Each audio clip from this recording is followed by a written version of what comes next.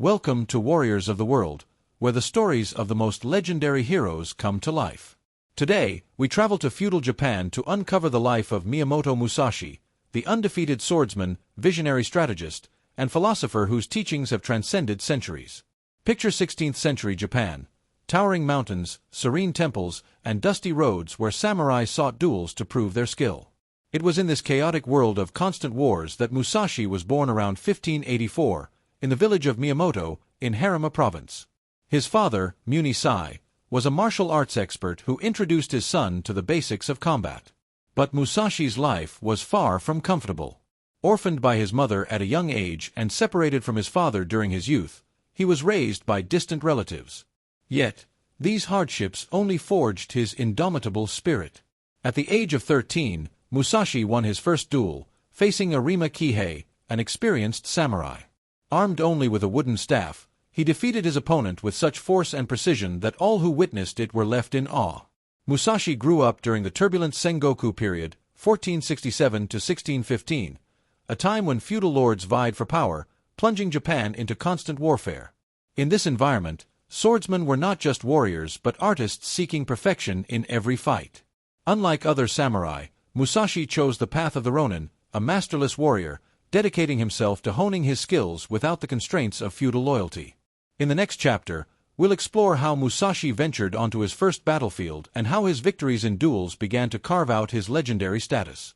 In 1600, at the age of 16, Miyamoto Musashi fought in his first major battle, the Battle of Sekigahara, one of the most decisive conflicts in Japanese history. This war marked the rise of the Tokugawa clan, ushering in an era of stability, but it also solidified Musashi's reputation as an exceptional strategist. Though he fought on the losing side, Musashi survived, a rare feat for young warriors in such brutal clashes. After Sekigahara, Musashi began wandering Japan as a ronin, engaging in duels that would soon establish his fearsome reputation. One of the early confrontations that cemented his status was against the prestigious Yoshioka school in Kyoto. This family, renowned for their mastery of kenjutsu, accepted Musashi's challenge, confident in their superiority. Musashi faced Yoshioka Seijiro, the head of the school, in a duel that attracted nobles and commoners alike. Armed with a wooden sword, Musashi arrived late to the fight, a deliberate tactic to unsettle his opponent psychologically. The battle ended quickly, with Musashi disarming and humiliating Seijiro with precise, decisive moves. This victory triggered a series of retaliations from the Yoshioka school, who attempted to ambush Musashi multiple times. Yet, he was always one step ahead, using his wit and strategy to overcome every obstacle. It was during this period that he began developing his unique combat style, Niten Ichi-ryū, based on the simultaneous use of two swords, the long katana and the short wakizashi. Musashi sought neither wealth nor power. Each duel was a lesson, a step toward mastering the way of the warrior. In the next chapter, we'll delve into his most famous duels, including his legendary battle against Sasaki Kojiro, which cemented his place in history as Japan's greatest swordsman. As Miyamoto Musashi's reputation grew, he began facing increasingly formidable opponents. These were not ordinary warriors. Many were masters from prestigious kenjutsu schools eager to test their skills against the unconventional swordsman. It was during this period that Musashi solidified his status as a brilliant strategist and an unpredictable combatant. One of his most notable duels was against Matahachi Gion, a renowned swordsman. Musashi employed his signature tactic of arriving late to the duel. While this seemed disrespectful, it was a calculated move to psychologically unbalance his opponents, forcing them to wait under mounting tension. Musashi would observe, adapt, and strike with lethal precision, using each opponent's style against them. However, no duel was as legendary as his confrontation with Sasaki Kojiro in 1612, on Gonryu Island. Kojiro, nicknamed the Demon of the Western Provinces, was famed for his Tsubeim Geishi, swallow reversal, a lightning-fast and deadly sword technique inspired by the swift movements of a bird in flight. Musashi arrived at the duel wielding a wooden or he had carved into a makeshift sword, a symbolic provocation that underscored his confidence. When the fight began, Kojiro attacked with unparalleled speed, but Musashi, having anticipated his moves, used the position of the sun to momentarily blind him. With a decisive and powerful strike, Musashi defeated Kojiro, cementing his place in history as an unmatched swordsman. This victory was not merely a display of strength, It was a testament to his strategic brilliance and ability to turn any situation to his advantage. After this duel, Musashi chose to withdraw from formal challenges, having reached the pinnacle of his skill. In the next chapter, we'll explore how he channeled his knowledge into creating an intellectual and philosophical legacy, developing his famous combat style and his vision of the way of the warrior. Following his retirement from duels, Miyamoto Musashi devoted himself to perfecting and teaching his unique combat style, Niten Ichi-ryū, or the School of Two Swords. This revolutionary technique involved wielding both the katana and the wakizashi simultaneously, maximizing offensive and defensive capabilities. At a time when most swordsmen relied solely on a single long sword, Musashi's approach was bold and innovative. Niten Ichi-ryū was more than a series of techniques. It was a combat philosophy reflecting Musashi's deep understanding of strategy and balance. He taught that a warrior must be adaptable, mastering any tool or circumstance to achieve victory. This approach extended beyond the battlefield, applying to everyday life and decision-making. Simultaneously, Musashi began documenting his worldview in writings that combined philosophy, strategy, and spirituality. His most famous work, the Book of Five Rings, Go-Rin no Sho, was written in 1645, shortly before his death.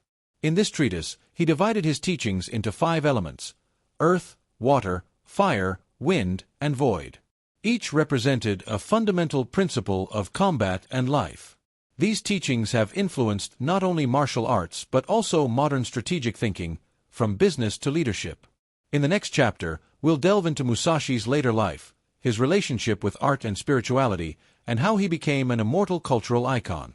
In the later years of his life, Miyamoto Musashi stepped away from duels and war, dedicating himself to introspection and the pursuit of mastery in various forms of art. He lived a humble and isolated life in temples and mountains, seeking to understand not just the essence of combat but the meaning of life and death. This period marked his transition from an undefeated warrior to a consummate thinker and artist. Musashi viewed combat not as an act of mere violence but as a form of art. This perspective led him to explore disciplines like painting, calligraphy, and sculpture. Some of his works are still preserved today, standing out for their simplicity and expressive power, extensions of his belief that perfection lies in essence, not ornamentation. One of his most famous paintings is A Bird on a Dead Tree, a piece symbolizing solitude and strength, reflecting his own life as a ronin. He is also remembered for his wooden sculptures, which adhered to principles similar to his fighting style: clarity, precision, and the absence of unnecessary elements. During this time, Musashi delved deeply into Zen Buddhism, which significantly shaped his worldview. Zen emphasizes the present moment and acceptance of emptiness, concepts that also appear in the Book of Five Rings, particularly in the chapter on void. For Musashi, emptiness was not absence but a state where the mind reached its highest potential, free from distractions and fully aware. Musashi became a near-mystical figure, attracting disciples who traveled long distances to learn not just his sword techniques but his philosophy of life. In the next chapter, we'll explore how his final years were dedicated to leaving a legacy that continues to influence generations of artists, strategists, and leaders. In 1643, aware that his life was nearing its end, Musashi retreated to a cave called Ryagando in the Kumamoto region. There, he wrote his most significant work, the Book of Five Rings, a treatise that distilled his views on combat, strategy, and life. This book was not written solely for swordsmen, but for anyone seeking to face challenges with determination and clarity. Musashi spent his final days meditating, writing, and teaching. He passed away in 1645, likely from cancer, though some accounts suggest he died while meditating, seated in the traditional samurai posture. His life ended as he had lived it, with calmness and absolute discipline. Yet, Musashi's death did not mark the end of his legacy. On the contrary, it was the beginning of his immortality. His fighting style, Niten Ichi-ryū, is still practiced in Japan, preserving both his techniques and philosophy. The Book of Five Rings is studied not only by martial artists but also by business leaders, military strategists, and scholars who find in its teachings an endless source of wisdom. Musashi became a cultural icon, immortalized in novels, films, and video games that capture the essence of his life. But beyond his fame, his true immortality lies in the principles he championed: the pursuit of perfection, adaptability to change, and the importance of discipline. Through his legacy, Musashi remains an inspiration for all who face challenges in their lives. His story is not just that of a warrior but of a man who transformed the art of combat into a universal philosophy of life. In the next chapter, we'll reflect on how Musashi continues to influence the modern world and what lessons we can learn from his extraordinary life. Miyamoto Musashi's legacy extends far beyond martial arts. His impact has transcended centuries and disciplines, leaving an indelible mark on fields as varied as business, leadership, and modern military strategy. His most influential work, The Book of Five Rings, is not just a treatise on combat but a manual of universal principles that resonate even today. Musashi taught that combat is not just about strength but about understanding the environment, analyzing opponents, and acting at the perfect moment. These principles are equally applicable to modern challenges. In business, for example, leaders find in his philosophy a guide for outmaneuvering competitors, adapting to changing markets, and making strategic decisions. One of his most quoted teachings is, "Know the ways of all professions," which encourages understanding both one's own strengths and those of others. In the military, strategists have applied his teachings to train troops and plan operations. His emphasis on adaptability and observing adversaries has been pivotal in shaping military leaders worldwide. Even outside literal combat, his ideas on rhythm and void, as described in his book, have inspired artists, writers, and creative professionals to find their own balance and mastery. What sets Musashi apart, however, is his focus on the connection between mind and body. He taught that a true master perfects not only technique but also spirit. This balance remains a crucial lesson in a world where external demands often disconnect us from our inner goals. In the next chapter, we'll explore how Musashi's figure transformed into an immortal cultural symbol, appearing in films, novels, and video games that continue to inspire generations. The figure of Miyamoto Musashi has transcended his era, becoming a universal cultural icon. From classical Japanese literature to contemporary films, his life and teachings have inspired countless works that continue to captivate new generations. One of the earliest texts to immortalize Musashi was Musashi, the epic novel written by Eiji Yoshikawa in 1935. While blending historical facts with fiction, this work solidified his place as a legendary hero and a model of perseverance. The novel portrays Musashi not just as a warrior but as a man seeking enlightenment, facing not only his opponents but also his own flaws. In cinema, Musashi was brought to the big screen in the trilogy of films directed by Hiroshi Inagaki during the 1950s. These movies captured the essence of his life, from his rebellious youth to his transformation into a kenjutsu master. More recently, Musashi has been referenced in video games like Ghost of Tsushima, which, while not centered directly on him, reflects the samurai ideals he championed. But Musashi's influence extends beyond entertainment. In Japan, his figure is revered as a symbol of determination, discipline, and perfection. His name is synonymous with the ideal warrior who seeks balance between strength and wisdom. Moreover, his philosophical legacy remains a source of inspiration for those striving to achieve mastery in their respective fields. In the next chapter, we'll reflect on how Musashi's teachings remain relevant in the modern world and what lessons we can apply to our daily lives to overcome challenges and achieve excellence. The name Miyamoto Musashi evokes far more than an undefeated swordsman. It symbolizes wisdom, perseverance, and mastery. His life, marked by duels and spiritual quests, transcends martial arts. It is the story of a man who found a lesson in every battle and left teachings applicable even to the challenges of the modern world. In The Book of Five Rings, Musashi captured a philosophy not just about winning on the battlefield but mastering the essential aspects of life. His focus on adaptability, observation, and simplicity makes him a universal reference. One of his most powerful principles is that knowledge transforms into instinct when fully internalized, something relevant not only in combat but in everyday decisions. Musashi also taught us that true mastery lies not only in technical skill but in understanding the spirit. That is why he devoted much of his life to exploring other forms of art, seeking perfection not just in the sword but in painting, sculpture, and philosophy.